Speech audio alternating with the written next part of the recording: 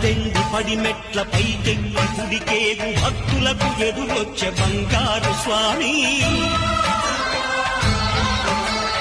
ఇరుముడులు స్పృశించి శుభమును దీవించి జన బృందముల చేర జగమేలు స్వామి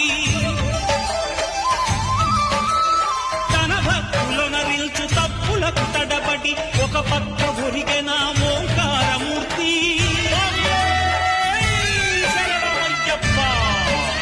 స్వాములందరూ తనకు సాయము కాగా ధీమంతుడై లేచె ఆ కన్య స్వామి